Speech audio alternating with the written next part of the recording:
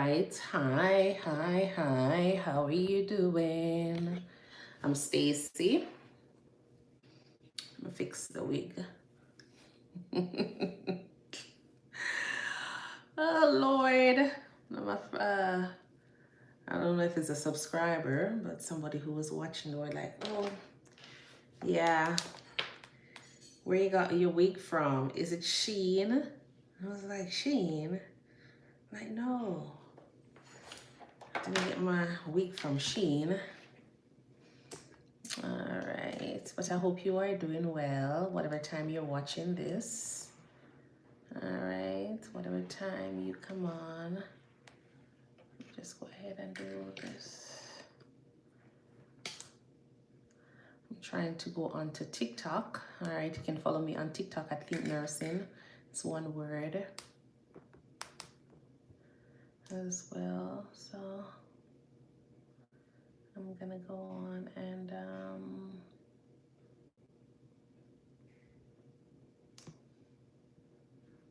go live.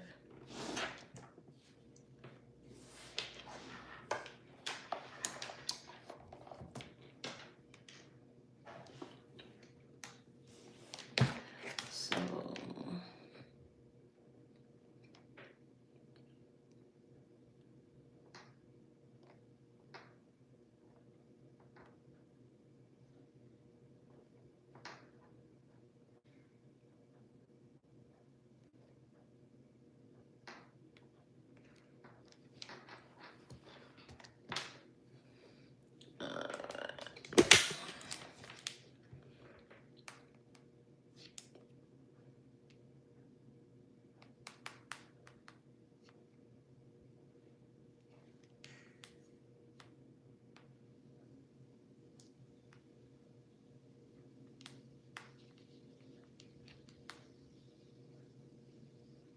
hi, how are you? Welcome. Thank you so much for tuning in. All right. Welcome. Thank you so much for tuning in.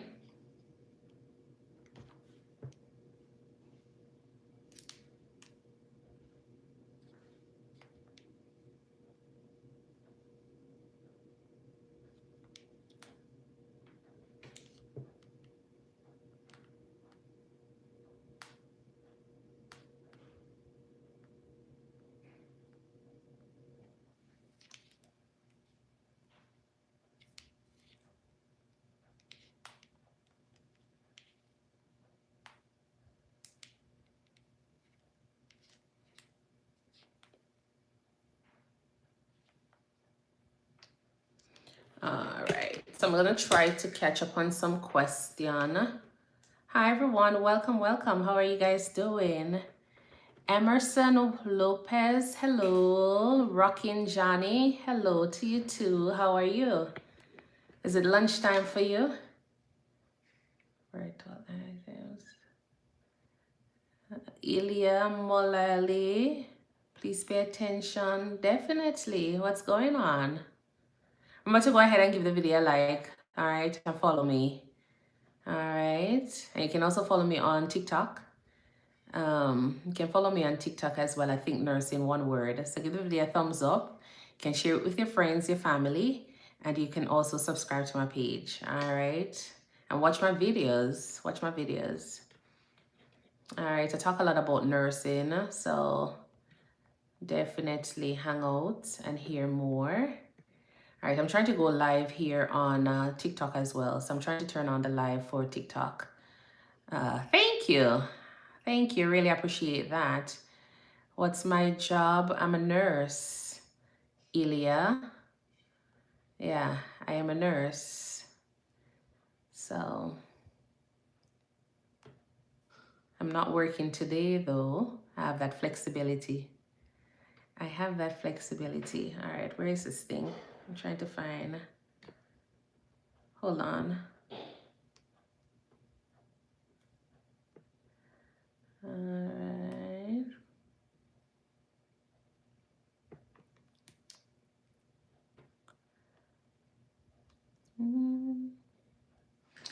I assume that you were a nurse. Well, you assume well, Rockin' Johnny. Yes, I am a nurse. So I'm originally from Jamaica. I am in the States now. So I talk a lot about nursing and I talk a lot about transitioning to the States. So if you have questions or any concerns like that, you know, you can always feel free to reach out to me. Fire, what's up? Andrew, welcome, welcome. How are you guys doing? All right, so that's usually the work of true angels. Thank you. Thank you. All right, so I was trying to share out the live a while ago. I don't know what happened. All right, let's try again one last time. I'm going to try to see if I can answer some questions regarding nursing, working in the States here, you know, the visa, NCLEX, whatever questions you have, you throw it at me. I have some here that I have prepped as well. So definitely you can hang around and listen to them. What country am I from? I'm originally from Jamaica. But now in the US. All right, and I came on a transitioning program. So I came with a recruiting company. All right, so if you're new here and this is your first time, I'm Stacy, originally from Jamaica, transitioned to the States in 2016 from Jamaica, using a recruiting company. And so I'm going to talk a little bit and I'll answer questions regarding that. So feel free to always go ahead and put your comments in the box, all right, and I will answer them. Otherwise, I have some other questions that were posted on the live as well as, you know, through different videos that I will go ahead and just answer them for you guys in the meantime. All right, and remember to do your daily heart me's. You see this heart above my head? Yes, you guys can see it on YouTube, but on TikTok they can see it. So definitely go ahead and click on your daily heart me's and do all the wonderful things you're supposed to do with a heart me. All right, and remember to share.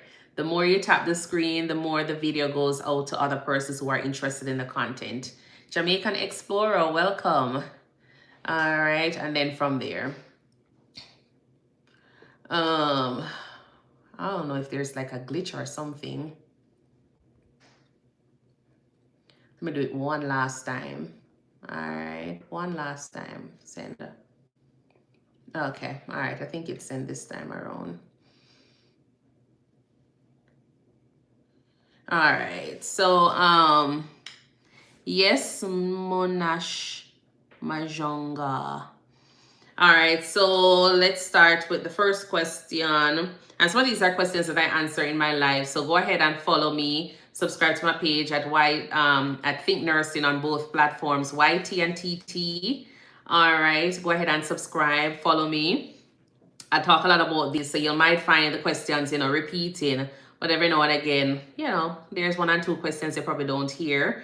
And so I'll answer them. All right. So if someone had asked, like, what are the steps to becoming a nurse in the US? And that is something that a lot of persons tend to ask, especially because I'm from Jamaica. But you know, you have to do your credentialing. So you have to have your bachelor's of science, your bachelor's of science. I'm going to start with that. You have to have your bachelor's of science because a lot of persons or companies, they won't hire anybody without a bachelor's of science in nursing. All right, it's always difficult for your associate or, you know, LPN to get a job or someone to sponsor you here in the States. So at least get your bachelor's, and then from there, you can always, you know, start out with CGFNS, which is the credentialing body that helps with verifying that your, you know, your international education is up to standard or up to par with the US. All right. So always go ahead with that because they're going to verify your education and they're also going to verify your license. All right. Then do you need to pass the NCLEX RN to work in this to work as a nurse in the US? Yes, you have you need to have your NCLEX. All right. So just like in your own country, where, like, so for example, in Jamaica, we have to do the regional exam before we start working as a nurse. So you graduate, you have a bachelor's of science in nursing, you have to do the RN license to actually start practicing as a registered nurse. So it's the same thing. You already have your bachelor's of science in nursing. In order to work here in the US, you have to do the NCLEX RN. All right, you have to sit that before you actually start working here in the States. All right. The next question, can I take the NCLEX in my home country? Yes. So in the Philippines, India, Jamaica, some other places, they have peer review that is actually setting up, or they have arrangements to have nurses sit the exams in those countries. So that's a plus for a lot of us, especially in the Caribbean, because I know sometimes we will be going to Mexico. Sometimes they'll be coming to the US here. So now you have the opportunity to do the NCLEX from home. All right. And they also have I think they have a body in UK as well. You can do it in the UK as well. All right. Remember to go ahead and do your daily heart meals. All right. Remember to like up the live. At least one little like, just remember to tap the screen. Thank you for the follow. I don't know who that is. Hothead Dev. Thank you for the follow and liking up the live. All right. Thank you. So how long does the NCLEX process take for international nurses? On average, it's usually about 6 to 12 months. I think there's a bit of a delay now because you're thinking about with processing with the board of nursing. So depending on the board that you're applying to, sometimes it can take a little bit longer. But roughly 6 to 12 months is a pretty decent time for the processing. All right. What is CGFNS? What was your journey to NP like? My journey to NP, I guess because I had already gotten my, my bachelor's and I've had experience. It wasn't that bad. For me, the problem or the challenge that I had was online learning. It was my first online learning program. And so it was a challenge for me with that, because I'm accustomed to in-person classroom, that kind of vibe or setting. So that was the only challenging part to it. But the school was okay. A lot of persons did complain, but for me, it's more adult learning. So you have to put in the work into it. You understand? It's not a case where persons are going to spoon feed you. You have to read, you have to do all of your research and all. So apart from that, it was okay. The clinical aspect of it, trying to get locations for clinicals was another part that was challenging. But overall, the transitioning experience and all, it was fine. Okay. All right. You don't like online. Yeah, it was different, and I adjusted well, I guess. Make sure that I turn in my assignments on time and all, but I never really like it. All right. And as I say, you can feel free to ask any question as we go along. All right. And then from there, let me go ahead and, okay. What is CGFNS and why is it important? CGFNS is a credentialing body. I didn't even look up the entire name, what it means, or the acronym. Let's see, CGFNS. Yeah, but it's a credentialing body in the US here. So for all international nurses out there, you have to go through that body in order for them to verify that your education. So your bachelor's of science is, equivalent to the bachelor's of science here in the state, as well as your license. So Commission on Graduates of Foreign Nursing Schools. It is a US-based organization that evaluates the credentials of internationally educated nurses to ensure they meet US standards for nursing practice and licensure. All right, so what it does, they do credential evaluation, the English language proficiency. They look at your exam, the CGFNS qualifying exam, the visa screen certification. They also do that, and CES report. All right. Do all US states require CGFNS? No, not all of them. I know Texas is moving away from CGFNS. They have this other credentialing body that I would encourage persons to sign up with as well. You can get a digital copy of the report. It's called World Education System West. It's a West report. So they Texas is using that. All right. So they're not really acknowledging the CGFNS anymore. And I think New York is another one that waives it. And I'm not so sure if California is amongst it as well, but yeah. California is a very tricky state, so you have to just read up on things related to California and then from there. But I know applying for California license, it's a long process. It takes forever to get your California license, but it is worth it. All right. Can I apply for NCLEX in more than one state? Yes, you can, but you have to choose your primary state first, and then from there, you can endorse other states, all right? So you have to find out where you're gonna be living. Then you get your primary license in that state, and then you can always endorse other, state license, all right? Thank you, heartily happy, welcome, welcome. All right, and as I say, thank you so much for tuning in and liking up the live. All right, and if you haven't followed us yet, follow. My name is Stacey. I'm a nurse. I work as a host call nurse practitioner, and in my spare time, I do content creation. All right. How much does the NCLEX cost? So I never pay for my NCLEX. All right, I never pay for my NCLEX, but it's around anywhere between like $200 to $400. Because I came with a recruiting company, they went ahead and paid for all of that. So I never paid any money out of pocket for my NCLEX. But anywhere between $200 to $400 is the cost for it. How many times can you take the NCLEX? You can take it as many times as you possibly can. But there is like a time period in which, I think about 45 days.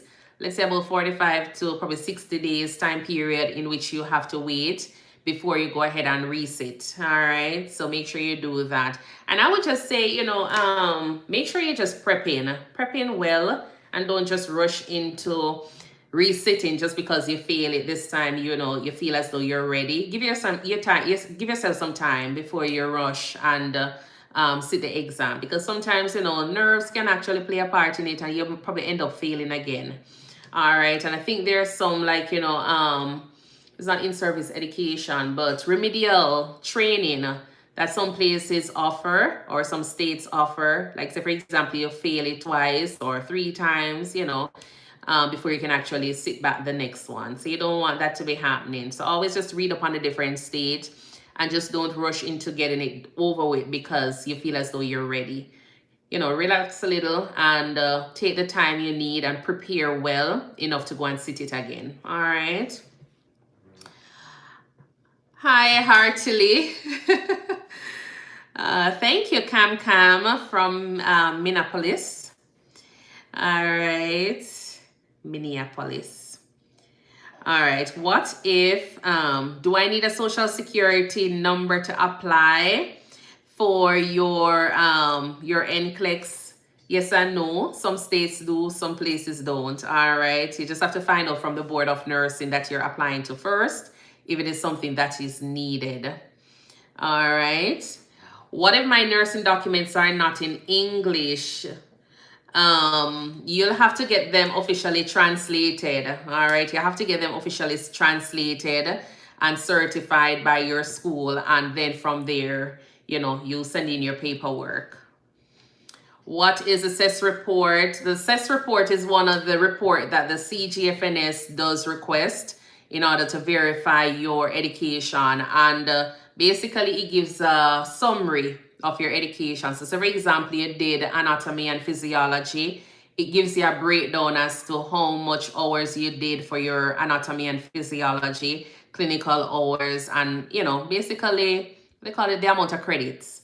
So that way when they're comparing it with the US, they can see that, oh, in your country you did 500 hours, but for the US you only need 400 hours. You're good to go and mark it off. If it's a case where, say for example, you did only 200 hours in clinicals for, your entire program, but the US requires probably 500, then probably more than likely they're not going to approve you because you wouldn't have met the required, standard in terms of for the education for your biology. All right, so basically that's it. How long is the NCLEX valid for? Your NCLEX results it doesn't expire. All right, the result doesn't expire. So if you pass, you pass. The only problem is that you need to maintain it. All right, you have to maintain it by doing, continuing education courses in order for it to stay active. All right, but once you pass your NCLEX, it doesn't really expire. You just don't want it to lapse on you and become inactive. All right. Do you need continuing education after moving to the US? Yes. A lot of times you definitely need ongoing continuing education. Sometimes you'll get those done through, the hospital or the facilities that you're working at. There is also an online program, or what's it called again? Continuing education, something like that, where you can always go ahead and pay for the hours, the classes that you want, or the certifications, the certificates that you want, and you get the amount of hours. You just put in what state you are at, and then it will tell you what certificates or the amount of hours you need. You pay for it, then you do the course, and then they send over the hours to the state. So let me just tell you, so just in case your license is coming back up for renewal. I think it's like CEU or something like that. Let me put that in CEU. NetCE, okay? So NetCE is the name. So this is what it looks like. So NetCE is the name of it. All right. So definitely go ahead and save it so you can always have it. And it's also good for your NP as well. So for example, you're in what state? Let's just say Texas. You go ahead, you put in the state of Texas, because you have to register and everything. Put in your name, you put in the state of Texas, your license number, and then once you do then it will tell you what you need for your NP, what you need for your RN, and then from there you can always go ahead and just select the courses that you need. All right, the amount of hours you pay for that. If it is like say $70, $30, however, you pay for it, you do them, you get your certificate. You don't have to reach out to the state of Texas. They do that for you, which is good, because sometimes we can't keep up. So they will go ahead and just send over the information to the state. So if you have California license, it's the same thing. If you have a Maine license, it's the same thing. They will send it over to the state.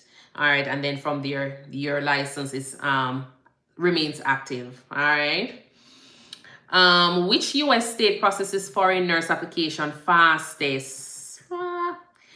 I'm not so sure, but I would think probably like the bigger states. I don't know. So probably anywhere between like Texas, New York, probably Illinois. I don't know. As I say, California is big, and well, is it really big? California? But anyways, California is a place that everybody wants to go. But California license it takes very long to get California license, but you probably can try that as well. But you're not gonna get through with it very fast, because I know when I was applying for mine, it took me about 9 months. 9 months to get my license. All right, and yeah, it was just too much. All right, what happens after I pass the NCLEX? Once you pass the NCLEX, you're good to go. You get your license number, and then you can always go ahead and apply for jobs. All right, so you're good to go with applying for any job in the US. All right, from there. But you're basically, if you're an international nurse, you're looking for sponsorship. So that's, if you're looking for sponsorship, you can do direct, applications to hospitals. You don't have to go through a recruiting company. If you're not able to do that, then you can always use a recruiting company who will always have jobs available. Because most of the time, once the jobs in the US, if nobody picks up those jobs, meaning if, for example, I have a hospital that I'm working at and they have jobs available, opening position, they put it out and nobody in that facility accepts the job. They probably put it out to the state of Texas, nobody wants it. Then they put it out to the US, nobody wants it. Then they send it overseas, you understand? And that's how we end up getting jobs, all right? What happens, what's the difference between the non-compact and the compact state? So the compact state allows you to work in multiple states. So there are different states in the compact group of, states. All right. So you have multiple states that you're able to work with. The non-compact is like, single state. Let's just see. So the compact state allows you to work in multiple states. You just have to know the different states that are compact and then the ones that are non-compact. So if you find a state that is compact, always apply for your compact license so you can actually have the ability to work in other states. So, for example, you're looking to be a travel nurse. It's always good to have a compact license and then from there. But you have to always remember to keep track of, renewing those license. All right. Do I need to renew my license before entering the US? It depends. It depends because some persons who are outside of the US, oh, that is one thing I wanted to talk to some persons regarding. I know they're out for probably like 4 years. I'm hoping that at least the recruiting company is keeping track of that. But if you're an international nurse and you've already done your exam and you're waiting, retrogression is holding you back. Remember, you have to keep up with your licensing. All right, you have to keep up with your licensing. So even though you're not in the States here, try not to make your license expire on you. So go ahead. As I say, you have the website that I told you about where they will send over the results. Go ahead and sign up with them and make sure that you have your license still active. Because the last thing you want is when retrogression actually, whenever they are approving, you realize that, oh, your license expired 2 years ago, 3 years ago. All right. So please keep a track of that. So that way you're not there and your license expire on you. And then when it's time for you to leave, you have problems. All right. But usually, before coming in, as I say, at that time or years ago, probably it was a little bit easier. You don't have to think about your licensing, expiring because approval for visas were just kind of, yeah, it was just happening. But nowadays you have retrogression where you have persons who have their license and their license is, or they're waiting for like say 2-4 years. So those persons definitely have to be thinking or keeping an eye on their license to make sure that it's not expiring on them. All right. So you have to do your continuing education from overseas to keep those licenses active. All right. How can I find hospitals to sponsor me? I would say through recruiting companies. Recruiting companies are always there. You just have to find the ones that are reputable. You can also do direct hire. All right. You can go onto different hospital website and apply. Some hospitals, when you're doing the application, they ask if you are seeking any form of sponsorship, and that's where you'll put in to say yes. All right. Then hopefully, they will choose you. If they're that desperate for someone, then they will definitely choose you if there's nobody else, and then they will do the sponsorship for you. All right. The only thing with direct hire is that because you are, you don't have a middleman, you don't have a third person that you're working with, it's gonna be a little bit, it's gonna be a lot of work for you. All right, because remember, you're gonna have to be keeping communication with the facility. It's not a case where you have a recruiting company that is able to say, okay, then it's time for us to talk about the visa. So let's send somebody from, our law firm or from the visa team or immigration team. It's not like that. You're gonna have to be like, always poking them to get information. And I think a lot of the expense is gonna be on you. But the thing about it is that they probably end up paying you more money because they're not spending any extra money on any middleman. There is no agency that is there to deal with anything. So they don't have to be paying all of that money to them. So you can always bargain for more money. But as I say, a lot of things is going to be your responsibility when you're doing your application. All right. And thank you so much for tuning in. If you don't mind tapping up the live, that would be nice. And on the YT, thank you so much for tuning in. Ferreira, welcome. All right. Sweet Juju. What's going on? Norman, welcome.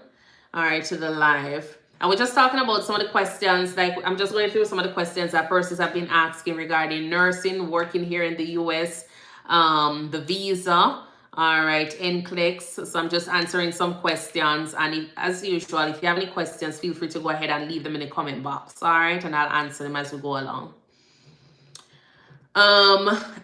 What is direct hire? As I say, it's you basically applying directly to the hospital, all right, or the facility without having an agency or anybody doing that additional work for you. Agency hire is basically with a staffing agency, all right, or the recruiting company that is assigned to the hospital. Which option is better, agency or direct hire? It depends on, depends on you. If you want more money, then direct hire probably is better for you, because probably you'd want to stick with doing the paperwork because you want to carry home more money. Or, if you want less headache, then probably using an agency is going to be better. So for me, an agency, even though we want more money in our pocket, an agency will probably be best for me, because I don't want to be thinking about, how to go about with filling out applications for the visa, housing and all of those things. And probably you'd have to be finding money for transportation, so airfare to come to the state, all of those things, those relocation, and they probably end up paying you back. So I'm just thinking that when you have the agency, especially because you're in another country, you want a smoother process. And so using the agency will give you that freedom, or you feel a little bit more freer, you have a little bit more flexibility with certain things because you have somebody that is dealing with everything for you. So it depends on you. If you're looking for guidance, that's what the agency is there for. So it depends on you. All right. How long does your sponsorship take? So it depends on the company. I haven't heard about any sponsorship that is like 4 years so far. So anywhere between 2 to 3 years, I would say. My company was supposed to be, I think it was supposed to be either 2.5 or 3 years. But you can always complete your contract early depending on the company. So my company allowed me to do overtime and still have all of those hours count as a part of my contract time. You have other companies that will say, okay, then if you work any amount of hours over, then that is not a part of your contract time. So you can work all the overtime. They're just acknowledging, or they're just using the 36 or 40 hours per week. So if you work 60 hours, that extra 20 hours is not a part of your contract. All right. It's you just working and, just enjoying life. So it depends on your contract. All right. Do I need hospital experience before applying? I would say it's nice. It's nice to have your years of experience. You understand? I know some persons are graduates and they still apply, and companies still hire them, and nothing is wrong with that. But a lot of companies will say they need at least 1 year, 1 to 2 years of nursing experience. And I think that is, reasonable, especially when you think about moving from one country to another. Everything is going to be new here. The last thing you want is to be under pressure with culture shock, transitioning, and then to find out that, you're still having to learn how to put in an NG tube or put a catheter in. You have policies to deal with. You have a toxic environment to deal with. There's so much things you have to deal with. You probably pack up your bag and run home the next day. You understand? So at least get a little experience, get comfortable with, managing or taking care of patients. And then from there, as I say, but, I understand that sometimes we need the opportunity. So whatever floats your boat, you go with it. But just think safety first and think about your license. You understand? You don't want it to be a case where you spend so many years in nursing school, you work so hard, and then just because of whatever is going on, we make certain decision and then regret it later on. We don't want that. All right, we don't want that. So your years of experience is preferred, but I understand. You just have to, do you. What type of experience count? A lot of times you'll hear them ask about any form of acute experience, meaning if you're working in the hospital settings, they prefer that because there's a high possibility you will know how to treat hypertension, diabetes, stroke. You're working with pediatrics, they're working with different populations. So acute care is always preferred. I know at one point I had some friends who were working at a clinic and they were having a bit of a challenge with getting onto one of the programs at the time when I was signing up. All right, because they were working in a clinic, and those some were working in what we would call like a level 4, level 4 setting, hospital setting here in the States. They were working in something like that. So those community-based clinics, and they were having a bit of a challenge with getting accepted by certain hospitals. So the recruiting company had to be encouraging them to get into a level 3 or level 2, what we call a primary care, not a primary care, but we call them secondary or tertiary in Jamaica. All right, in order for them to get them to, for persons to request them for a job, all right, for them to get an interview, because they never really see the clinic setting as adequate amount of experience. So as long as you have your, med surge, if you're working in the emergency room, the medical floor, things like that, then definitely that counts as a part of your, acute care. All right. Can I work in the US as a new graduate nurse? Yes, you can, but it's just that it's going to be difficult to find sponsorship because, as I said, persons are always going to want somebody that is very strong. You're thinking about your skills, you understand? So if you're supposed to put an application in, they're always going to be looking at the person that has, more years of experience. So plus or minus, you can always apply, but as I said, they are going to choose the stronger person. And if they realize that you don't have any years of experience, more than likely they don't want to sponsor somebody, and then there's going to be so many risk factors they're looking at. You understand? When it comes down to liability, they're thinking about that. You understand? The litigations, because if you make a mistake, they're going to have to deal with it. You probably come up and you don't have enough clinical skills. You're not going to be strong enough. You're probably not going to be able to carry your weight when you're on the floor. You understand? So all of those you have to think about. And that's why I say if you can get your 1 year of experience, that is going to be a plus. All right. Yes, Ivy. Welcome, welcome, welcome. All right. What benefits do the agency provide? So when you talk about the visa filing, they're there for you. All right. So with my company, I never really paid anything out of pocket.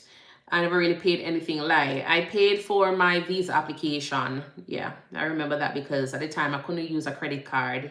I had to put in my banking information, bank account, routing number. So I remember that. But apart from that, I never paid for anything else. They pay for airfare to sit the NCLEX. They pay for the NCLEX back and forth travel to the States to do the exam. Housing, they did that. What else? In terms of relocation, they assisted with that. So when I got to the States, there was somebody that was waiting at the airport. When I got to the state that I was transitioning to for a job, they had somebody there as well who spent 2 days with me, not in the same place, but them there, them yard and me at the hotel, that kind of vibe. Yeah, they had somebody who was there to drive you around, a transition specialist. And yeah, you had, support along the way. And that's why I say, if anybody is interested, I don't have a problem recommending, but my recruiting company is the one that, I had a really good experience with them, and all that. You understand? And if I was supposed to do it over again, I would still choose them. Even though me hear that, nowadays they might give up bonus and all them stuff. I never get no money in my pocket. But anyways, I would choose them again. All right. They were pretty good. Because when I got to the States, they got us set up with getting a car, credit card, what else? You open a bank account. And yeah, you basically just need that, especially with the car, because I had some friends who were in some states and they never get in the car. You understand? So I just feel like, our company was a VIP treatment they were offering. So yeah. All right. How long are agency contracts? As I say, it's around 2 to 3 years, depending on the contract. All right. Can I switch employees after arriving to the US? You can, but you have to complete your contract, your contractual agreements. So depending on the, the contract and the immigration requirements. So depending on the type of visa that you come up on, you have to be very, very careful, because you don't want, when you go to immigration, them say, oh, you come up and use the company. How is it that you just, come to the US and then you just leave? Treat it as a marriage, a real marriage, all right? Treat it as a real marriage. You don't come to the state and then run off and say, yeah, you know what, done with you. No, all right? Because you don't want any issues later on, because it depends on what kind of visa you're on. You're here for work, so they're expecting you to complete your contract with that company. All right. What happens if I break my contract? If you break a contract, more than likely you'd have to pay them back some money. And the amount of money that they require of you, you might think it's not fair, but to them it is, because they're thinking about all the time that they invest. So you might sign a contract earlier in the year that probably says that if you break the contract, you probably owe them $30,000. Yeah, you just sign it because you say, oh yeah, I don't think so. But when you get here, if you break your contract, you're probably gonna have to end up and pay them $30,000 because they're looking at all the time that they spent with you. You're looking at, you know, the fact that they spend time with teaching you for your NCLEX. You understand? All of those calls. You talk about the time that them, you know, like in terms of lawyer fees and everything. They think about everything. All right. So the 30,000, if $30,000 is what them want back, then that is what is gonna be for your repayment in terms of your fees. All right. So always think about that. Are interviews done online? Yes, interviews are done online. I think they did Zoom. I think it was Zoom. But now you have different platforms. You have Teams that they can use as well. So it's gonna be you know, virtual. So dress the part, all right. Make sure you have on decent clothing, head to toe. So that way, just in case it says stand up, let me see how tall you be. Yeah. Them can see that you're still, you know, you're looking professionally dressed. Do hospitals pay for visa expenses? It depends. If the company, if the hospital is sponsoring you, all right. If the hospital is sponsoring you, then definitely they will go ahead and pay for that. All right. Can I bring my family with me? Yes, you can. If you get one of those EB3 visas that me always sing about, yeah, man. If you get one of those visas that says EB3, employment-based visa, it's a green card, definitely. You can bring your family and your husband and your wife can work when they get here to the States. If it is a work permit, it's going to be difficult for them to actually work because I remember at the time, some persons or one person at the time, she had gotten on with this contract with a recruiting company and her husband wasn't able to work at the time, all right? And then the other thing about that is that she was every 13 weeks she was moving from that hospital to another hospital. So it's like, you know, it's a regular travel contract that company was doing. So they had her moving across the entire US and she never liked it. So she tell everybody, don't take that visa. I mean, I tell them the same thing, don't take that visa. Me understand, say, you know, if that's what they're offering and you definitely have to take it, then fine. I totally understand. But if you have the option and you see the thing about EB3, go with EB3. EB3 is a permanent residency card, all right, but it is employment based. But your husband, your wife, they're able to work when they get here permanently, and you know, nobody not going to look for you, and nobody not going to send you back home or anything like that, you know, because you pay your taxes and you're working and all of them fancy stuff there, all right. All right. How soon can my family join me? Usually once your Terror Bear's kitchen. Hi Stacy. Terror Bear. Is that Terry from NCU? Terror Bear.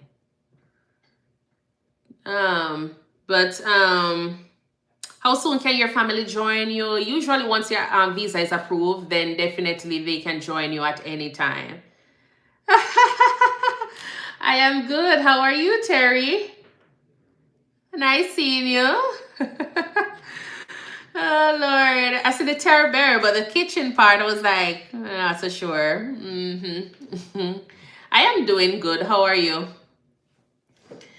All right. So definitely they can come as soon as the visa is approved. All right. Are there job opportunities in all states? Yes, there are, especially in the country areas. There are a lot of job opportunities down there. So they talk about Nebraska, Iowa. I not really call out the country places, Maine and all them places there where nobody really want to go. Definitely there's a lot of jobs down there. You understand? There's a lot of jobs down there, but there is higher demand in places like California, Texas, you know, probably Florida, New York, places like those. So depending on where you're looking for, you know, you can always decide there. Okay, nice, Terry, nice. You too. All right. Can I work as a LPN first? Yeah, you can work as a LPN.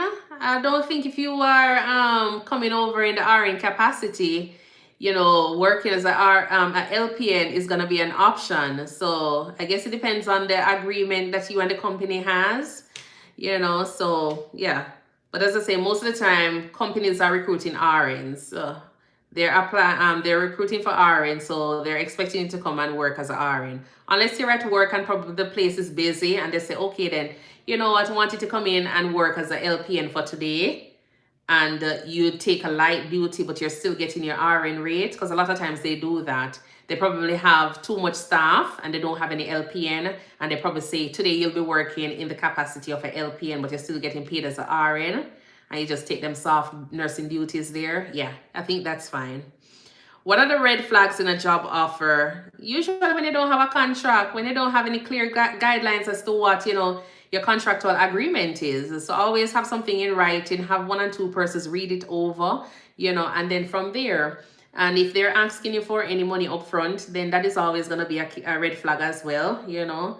Just think of it that if they want, they will pay for everything to get that sorted out. All right. So that's just it.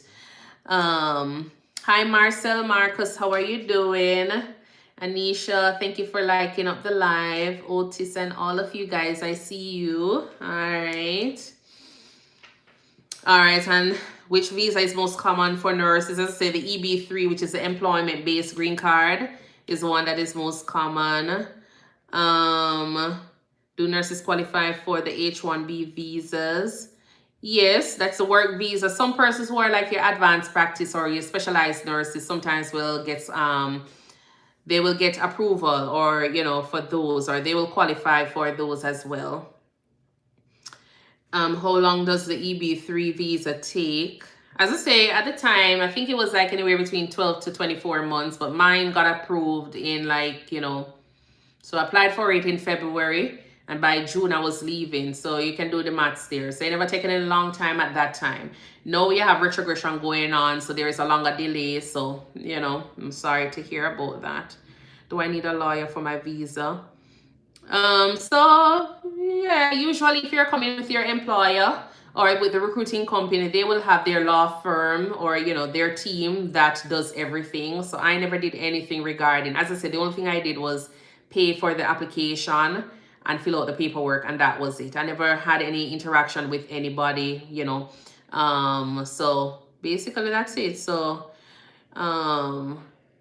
so you can actually consult one if you're doing, so if you're doing the direct hire where you're applying directly to the hospital, then more than likely you will have to do all of that paperwork. All right, and that's why I was saying it is gonna be a little bit more work for you, but if you definitely want all of that money that they'll be paying you because there's no middleman, then probably it is worth it. All right, so you can think about that. Fishy. All right, I understand what you're saying down there, but you know me will actually put you on timeout, all right? But welcome and thank you for passing through. What is the priority date? The priority date is basically the place in line, all right? So depending on how long, there's a there's a USCIS, there's a website, you can go on and look at the priority date. So depending on how long when you apply, you can always go ahead and, you know, look at the date or how far you are in terms of getting your approval for your visa. All right. What did I do with you? We're taking. Undo. Hold on 1 minute. No. So I don't know much about social media. So I want to put fishy in timeout. Tell you. Fishy. All right then. Okay. Can I work while my visa is processing? So yes, you can work. You can work in your own country. All right. You can't work in the US. You can only work in your home country, and then once it's approved, then you will get your visa and you come to America or wherever you're going. All right. And do I need to pay for my visa? As I say, a lot of times the employer covers the cost for that. So depending on the agency, all right? Depending on the agency. Some agency, if the agency is asking you to pay for it and they're asking you to send the money to them, then would I put a red flag? You know, I would kind of flag them a little bit. If they're asking to pay for it and pay for it directly on the website for USCIS, then, you know, you can trust, you know, you can just go with your gut feeling and pay for it on that website. All right. What happens during the embassy interview? So during the embassy interview, basically what they do is they go through all the paperwork, your applications, so everything that, you know, in terms of receipts and applications that you've been doing with the recruiting company or the agency, just make sure you have those readily available. But either way, the recruiting company or the agency will provide you with all of that, copies of that, just before you going in for your interview. So that way, when they ask you about, you know, if you had paid for it, you can have the receipts to say this is it. They have copies of your application letter, you know, your job offer, all of those things. They have it in that little binder that they'll give you, and you bring it to your interview. They'll ask you just, you know, basic questions about yourself, where you're going. So make sure you know the company, where the company is located, what kind of work you're going to be doing, you know, things like those. All right, at the interview. Do I need a medical exam for immigration? Yes, you definitely need one. So you'll do your medical,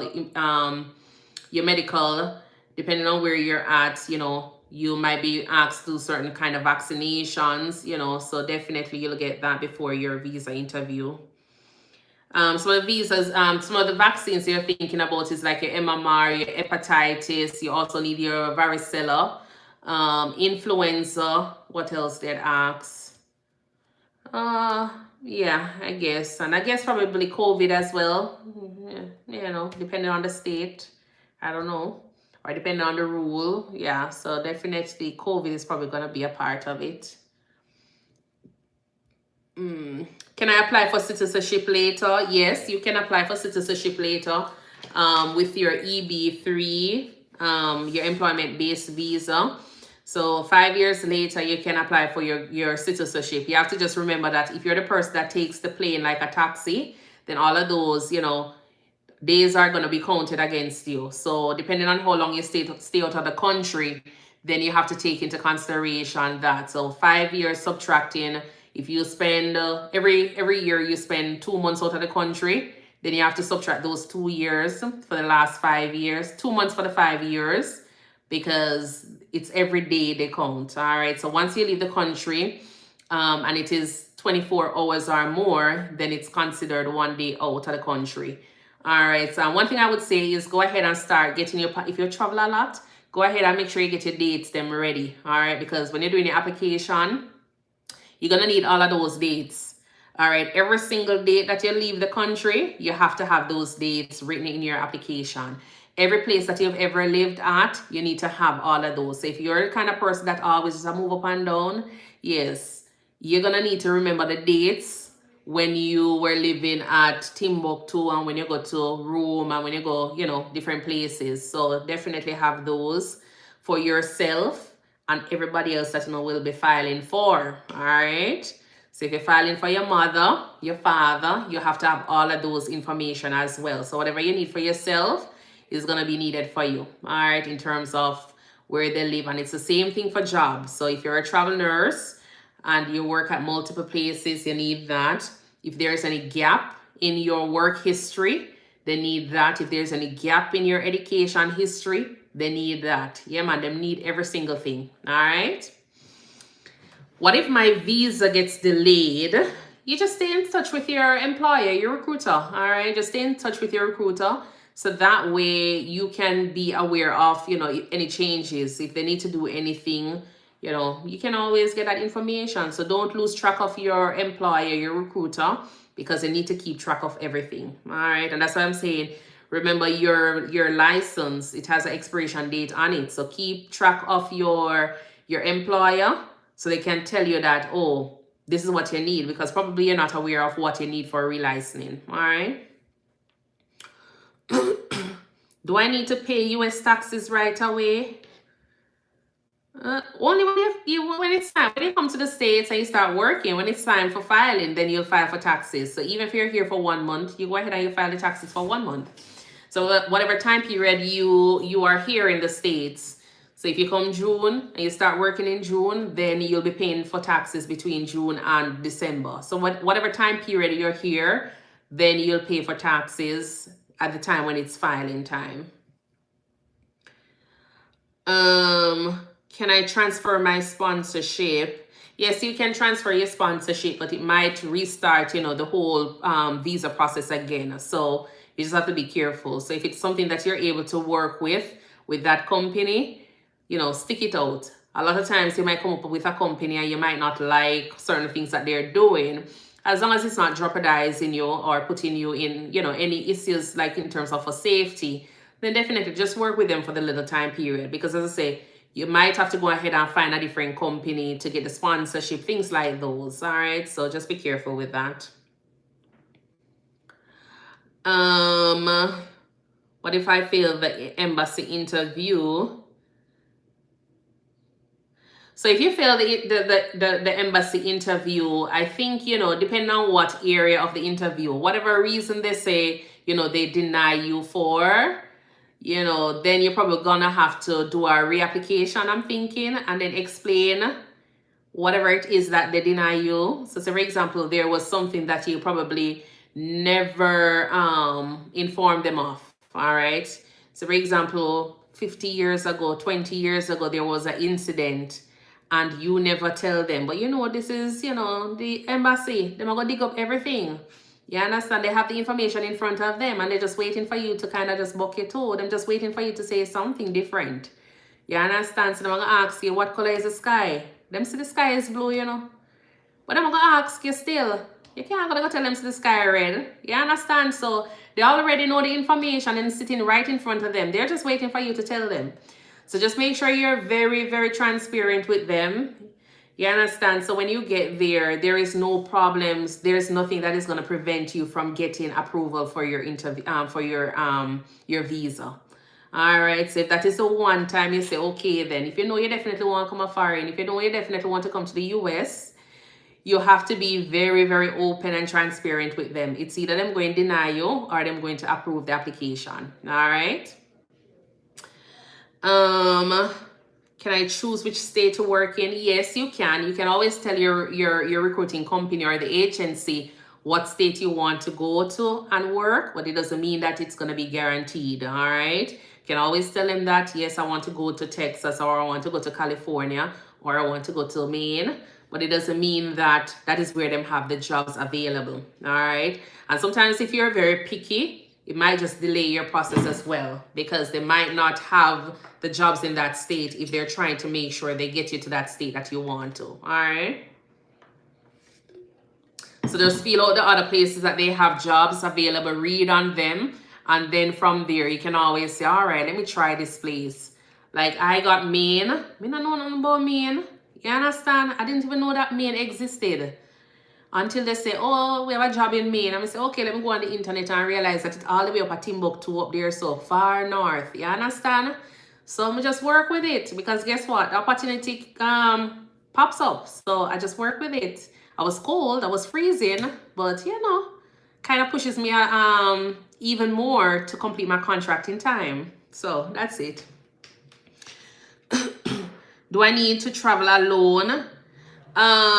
It depends. It depends on you and what you want to do. So you can have your family members travel with you, or you can travel alone if it's a case where you want to go to the place and see how it is. So it depends on you. But once everybody's application is approved, you're all set to travel at any time. All right. My recommendation is you come and see how the place stay, and then from there you can decide on where you want to, go and bring your family members. But I understand sometimes persons are living so far away. It might take you 30 hours to reach to the US, I understand that. You understand? So it depends. You can travel with your family members once the visa is approved, or if you want, you can come, see how the place is, and then from there, you get your family members. It depends on you. All right. I did a video on this today. How is nursing different in the US? As I say, for me, it's more of you have a lot in terms of the ratio. The ratio is better here in the US for me. It's 4-1. Back in Jamaica, it was like sometimes 10 to 20 patients you have as a nurse, and you're doing total patient care. Don't ask about it, but it's just the reality of a lot of places that is short staff or is underpaid in terms of nurses. When you talk about documentation, just like that video, okay. In terms of documentation, here in the States, it's better because, you know, they do computer charting and a lot of emphasis is placed on that. In Jamaica, we do paper charting.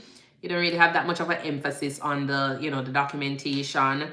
In Jamaica, I would say, what else I would say? In Jamaica, I would say regarding the resources, there is always a shortage.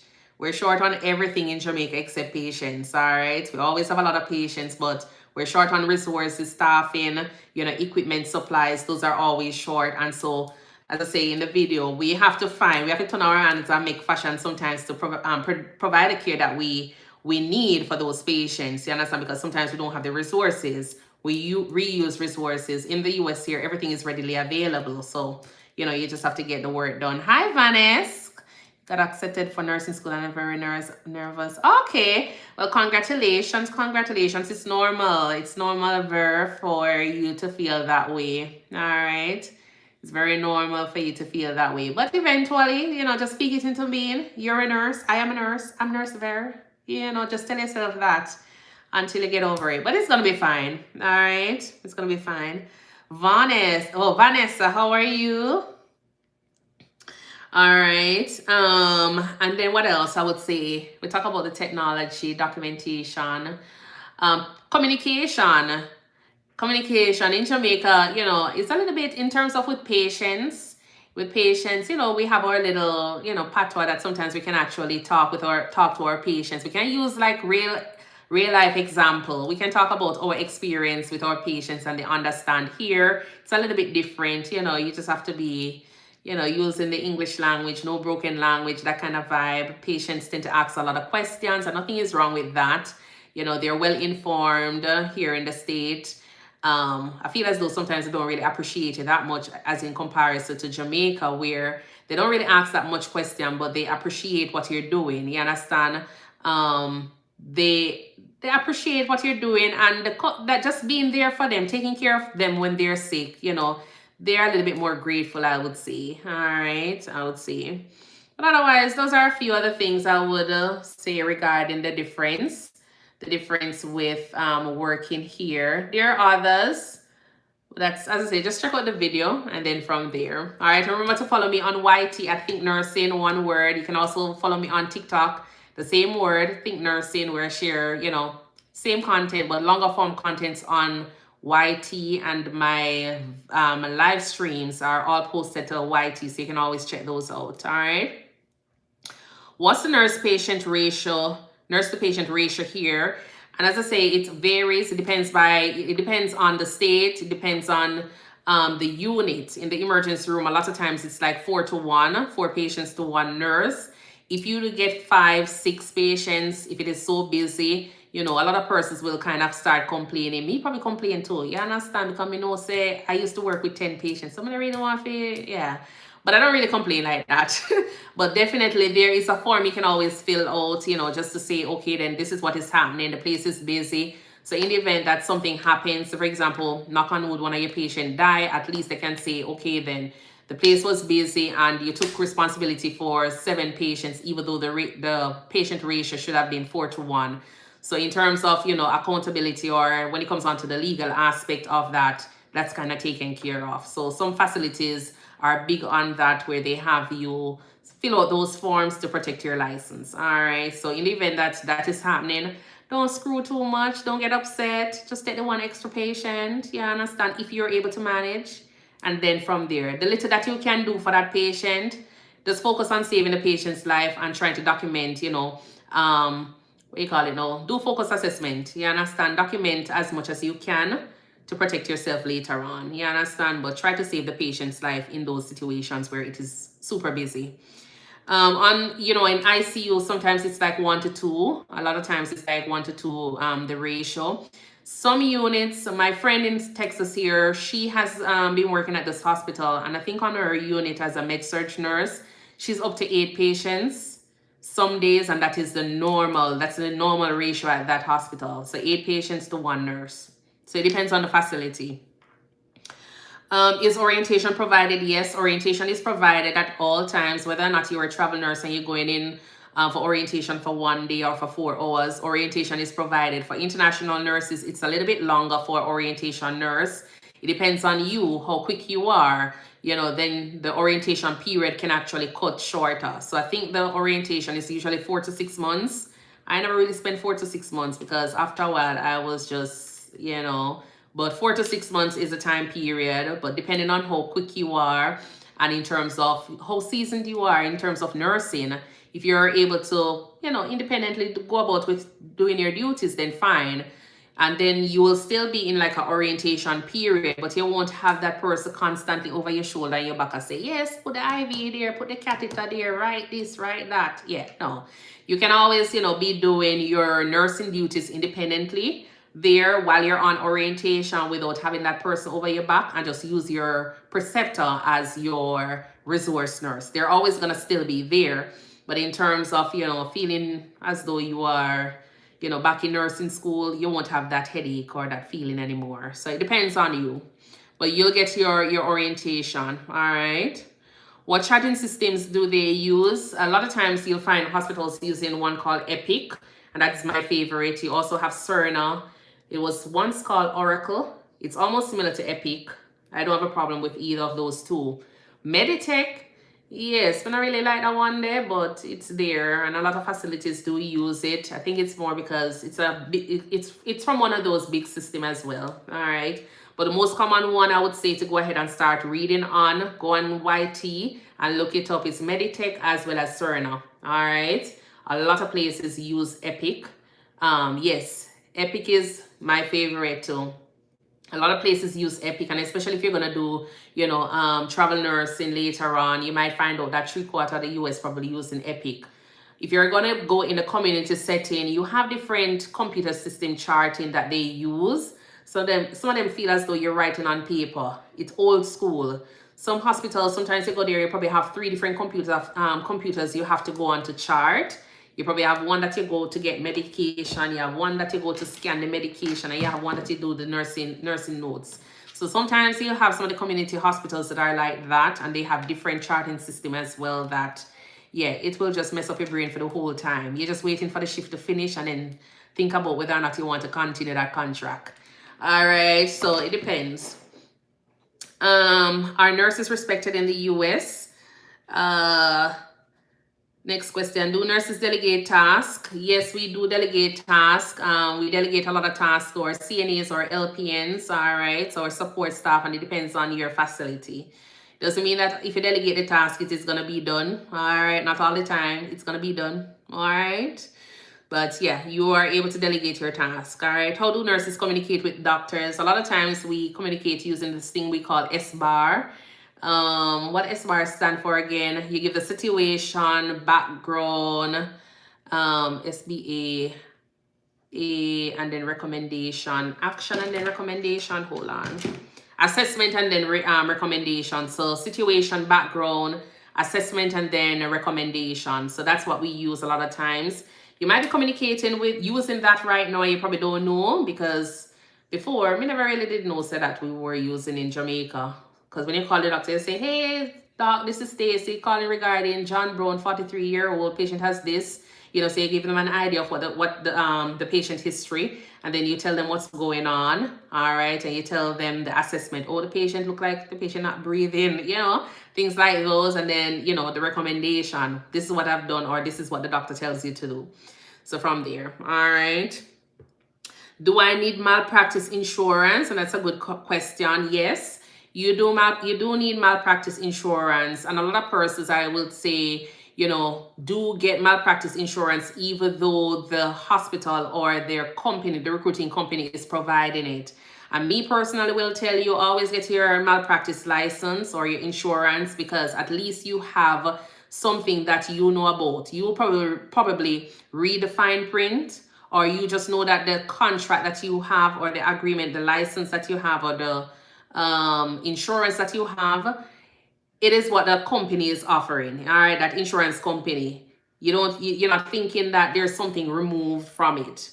I just feel as though some of the companies will go ahead and make little changes to their insurance to protect them the most. So they'll still protect you, but we just feel as though, I don't think they're 100%.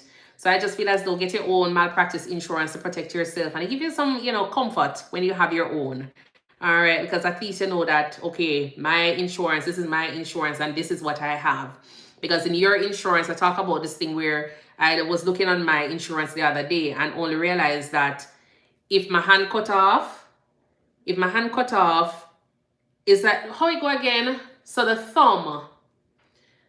So the only like the insurance talks about amputation of the hand. In my mind, I was thinking about the entire hand. You understand? Amputated at the big finger alone, they talk about. You understand? So you have to read on the contract to make sure you know what the contract is talking about or the insurance is talking about. And that's why I say if you have your own, at least you know what exactly is in that contract, because there's more than likely everything is like standard. You understand? Everything is like the standardized form of that insurance. You're not thinking that insurance company or recruiting company is going to change and say, okay, then you know what? We're not going to cover all of that. We only need to know that it's the big finger or whatever it is, depending on the company.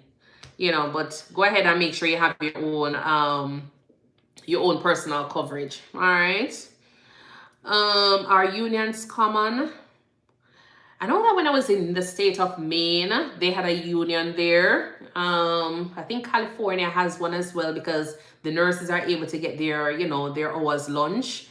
All the time you hear they talk about it. That's why I say California and New York. And correct me, does New York have a union, a nurses union? I think California and New York has unions. And as I say, I know about the state of Maine. Other places, I really can't tell you if they do have. All right. Okay. So yes, they do. Okay. Can I refuse unsafe assignments? Yes, you can. All right. You can always refuse unsafe assignments. All right. They have this law for staffing. I think it's like the safe staffing laws that you can actually refuse. So just read on that. And make sure you look at the facilities policy as well. And then from there. All right. What's the dress code for nurses? Everybody are wear figs and pretty and all them stuff there. So depends on the facility. But everybody wearing scrubs nowadays. All right. So scrubs, sneakers or Crocs. Your toes must be covered. Things like that. Just dress professionally, but scrubs is what a lot of places are, you're assigned different colors depending on the hospital or the department. All right. How long are shifts? The shifts are 12 hours. Some facilities, depending, you might have like 8-hour shifts, 4-hour shifts, things like those, but most of the time the shifts are 12-hour shifts. You might have like partial shifts. So for example, they want somebody to come in for 4 hours, then you can always go in for a 4-hour shift, but majority of the time it's 12-hour shift. If you have probably in the outpatient setting, sometimes they might have 4 days of 10 hours or 5 days of 8 hours. So it depends on the facility, but standard is usually 12 hours. So 36 to 40 hours work week. Do nurses work overtime? Always, time and a half. What's the biggest challenge for foreign nurses? I think the biggest challenge for foreign nurses is communication. I think communication is one of the biggest challenge, as well as documentation. I don't think it's really the nursing experience. I think it's more of the documentation and the language communication. All right, because me can say that I put the patient in a gown and somebody else might say something totally different. Or it's just the communication, trying to understand each person and the different jargons, things like those, that is a problem for a lot of persons. How can I improve my communication skills? Active listening. All right, active listening. I guess watch more American movie.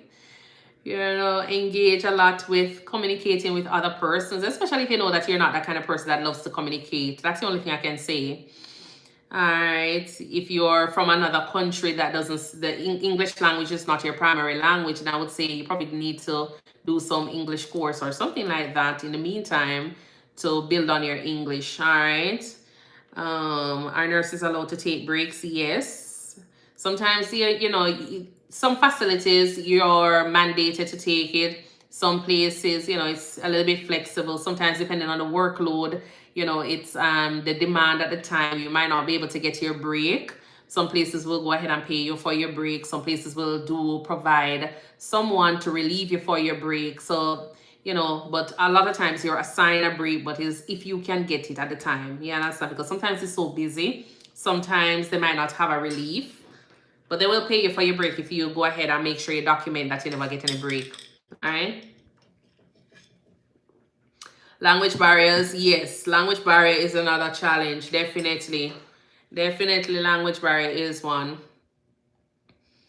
How can I deal with burnout? I always say, I never really know much about burnout like that until I come to America.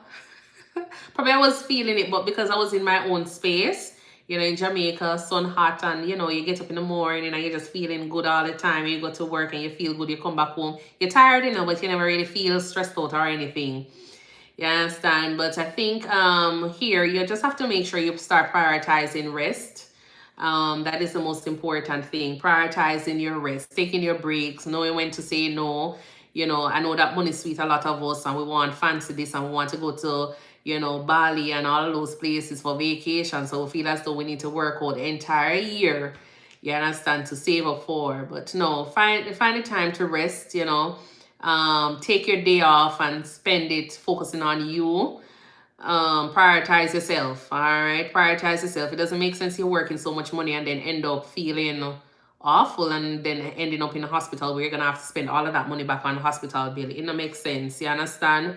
And there are different supports that is available. Hospitals do have mental health resources. So if you're feeling as though you're under pressure, you're feeling stressed, you're feeling depressed, you can always feel free to reach out to them and talk with them.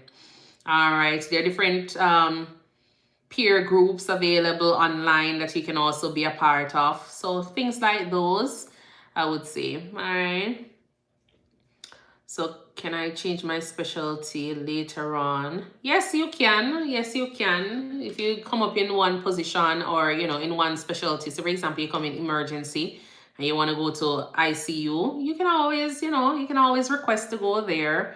But a lot of times you will find out that if you have your certification, if you specialize in that area, then they will favor you a little bit more than someone else that doesn't have. So what does a day in the hospital looks like? Chaos, depending on the hospital. This depending on the hospital, purpose driven. So day in the hospital. So when I was working in, I'm going to talk about one of my. All right. So when I was working in this hospital in Maine, or even so it was like a trauma 2 hospital. So usually you'll go in. Sometimes you probably have.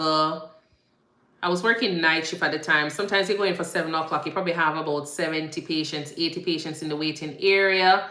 You have probably 1 nurse in triage for the nights. You have your charge nurse there. You have 2 around that side, 2 around that side, 4, 5. So around 6 nurses. Oh, and 1 over by the 6 nurses. We're talking about a 24-bed emergency room, 6 nurses, 78 patients in the waiting room, or probably about 80 patients in the waiting room. You will have probably like two of our CNAs there, and they were super helpful. You'll have 2 doctors, 3 doctors. 2 doctors will be spending the entire night because 1 will be leaving at 11 o'clock.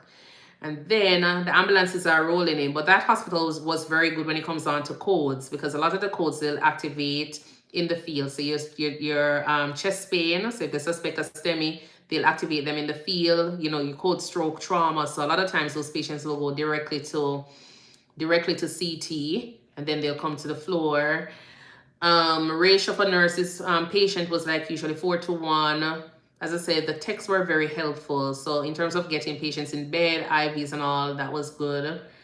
It's always pretty, chaotic in the emergency room, but it wasn't like chaotic where to the point where everybody was just running around not knowing what to do. It was organized chaos. All right.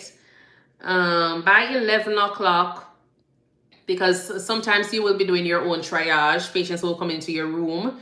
So a lot of times they will direct patients to your room and then you will do your triage from the room. All right. Otherwise, the patients will be triaged and then wait in the waiting area. But if they have rooms available, then they will come directly to the room and then you will triage them. Sometimes you might have a team lead that is helping out with triage. So it's not like a case where patients are hanging in the room and you are, and they're not being attended to. Yeah, so you have a lot of traumas coming in. And as I say, most of the time they go to the trauma rooms. The trauma rooms are busy. So a lot of times they'll go to the trauma room situated and then, or stabilized, and then they'll move to a regular room. It's because the trauma rooms are usually larger. So you have more space so you can do everything in a little bit, easier manner.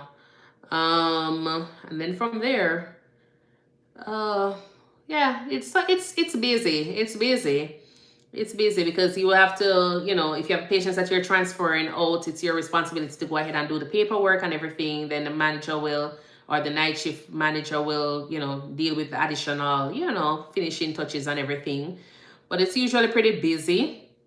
By 11 o'clock, it's kind of slowing down just a little bit. So by 1 o'clock, we clear out the entire department. Because one thing about night shift nurses, and this is something that they always talk about, is teamwork. There's always teamwork on night shift. So if somebody never liked you from before, you won't even know that them don't like your night shift. You understand? Because everybody's just working together.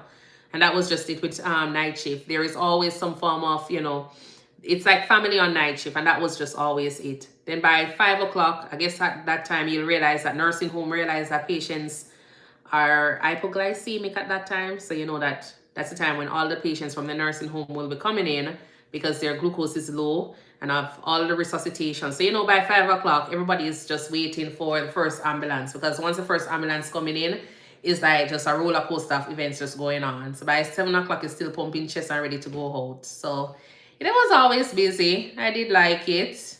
And I really like the period between 1 and 4 o'clock because I feel sleepy at that time because I'm not doing anything. But once it's 5 o'clock, I'm just waiting. Yeah, man, I'm just waiting.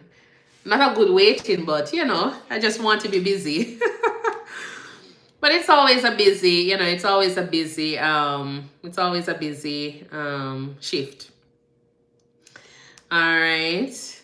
Night shift was hard for me as a CNA. Okay. I did love night shift. I did love it because of the, the team. I don't have a problem with any shift. I don't have a problem with any shift at all. All right. I really don't have a problem with any shift. I just didn't like day shift because day shift always have a lot of supervisors, and I think a lot of persons on day shift, so sometimes just tend to be very petty. I mean, can't really deal with the petty behavior. Yeah, can't deal with it, yeah, man. On night shift, even if the nurses are young or, the staff is young on night shift, them behave mature. You understand? They behave a little bit more mature than day shift. Patient won't sleep. Yeah, so that was just it. All right. Is teamwork important in U.S. hospitals? Extremely important. You understand? They always wanted to collaborate. Collaboration is like key in a hospital, U.S. hospital. All right. So you have to have a lot of teamwork. But sometimes I feel as though we talk about it and we preach about it. But for international nurses, you'll hear they talk about it and we talk about it. I don't feel it. Because when I just started, when I just started, or even for the entire time I was there, I feel as though I was alone. You understand? But in a department, you call in for help, and nobody not really see them, not hear you. You understand? So they talk about it, but for international nurses, and if them don't like you, yeah, people just don't like you for different reasons. If you have a tone like mine, a voice like mine, they probably don't like you. You understand? If you ask questions, sometimes them don't like you. If you're good at your job, them don't like you. Them probably just don't like you any at all. You understand? And I'm saying that is just some persons. And that was just a feeling a lot of times I would get. Like if I called, I was told that, oh, you ask for help too much, or you want to clean up your patient too often. I'm like, yeah, come on, want a patient in a bed lying in like, their diaper is soaked. I'm really like the patient when they're in their street clothing. So once they get off the ambulance, I'm gonna need some help to change them. You understand? Me alone can't cut off the clothes and roll them in bed and change the diaper and get them on a clean bed. Me alone can't do it. It's not like I'm asking for anything outside of their, their scope. I'm not. I'm just simply asking. The only thing I ask is just for somebody to help me to clean up with taking the sheets from underneath. Because I remember in Maine as well, it was very cold. So sometimes patients will be coming in and guess what? Ice on the bed, ice on the little blue sheet that EMS bring the patient on. It's unfair for them to be lying on that for the entire time. And sometimes it's like a plastic, sheet. It's like plastic. So guess what? It's cold. So why would I want to leave the patient? So them always complain about it, but I never really care because if I was a patient, I wouldn't want to be on that bed. We're not call every day for nurse. You understand? So things like that, people would say that I'm very needy, but in terms of the care that I give, I think I give exceptional care. You understand? I'm not taking back my word. You understand? If anybody is on here, and I'm not boasting about it, but these are the things that people will say that I'm very needy about. All right? And if you're complaining that I'm needy about these because I'm looking for my patient, I'm sorry. You understand? I can't treat a patient like how some persons treat their patients, and that's just it. But apart from that, they talk about teamwork, but as I say, as an international nurse, and when you talk to other international nurses, that's how they feel. They feel as though they're not getting the support that they need when it comes down to them, being assigned patient. Nobody comes over to help them, all of those things. Nobody come over to help them to settle a patient, triage a patient, what we call swarm the patient at the time when they come in so you can actually get them settled faster, quicker. It's not there. All right. Oh my. Well, it's 2:00. Guess what? I can come back later on to finish up the questions I have here. I have to go and pick up my son or else I will be billed per every 5 minutes. All right, so I will see you guys in a bit. It's 2:00 here in Texas. Remember to go ahead and follow. All right, go ahead and follow. And if you have any questions, feel free to go ahead and leave them. You can DM me and I will come back and I'll answer all of them. All right, I will come back and answer all of the questions. And then from there, Miss Independent, Wagwan, Nicalia, Lifeline, I think. All right, not a problem, Vern, not a problem, but definitely come back later on. Later on, we're doing our NCLEX live as well with, we're doing nursing questions later. All right, so you can come back and answer 1 and 2 questions with us. Make sure we save the patient together. All right, and it's more like, a refresher course, let's just say, because I'm learning a lot. So come back at 7 p.m. We do that at 7 p.m. on Tuesdays and Thursdays. I still try to do pop-up live at 7 p.m.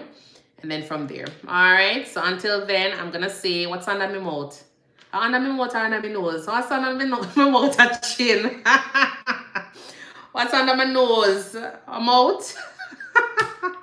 You see, when you're trying to understand, you see, you're trying to follow up with all of these folks and you don't know what they're saying or you don't know what is under your nose or what is under your mouth. I tell you, purpose driven. Yeah. So what's under my nose? A mouth? Okay, I'm out. All right. Well, enjoy your day now. All right. And I will see you later on. All right. All right, I will see you later on as well. Remember to go ahead and follow me here on YouTube as well as on TikTok at ThinkNursing. All right, and I know I'm leaving and you're just popping on. I really appreciate you taking the time out to stop by. All right, enjoy your day now.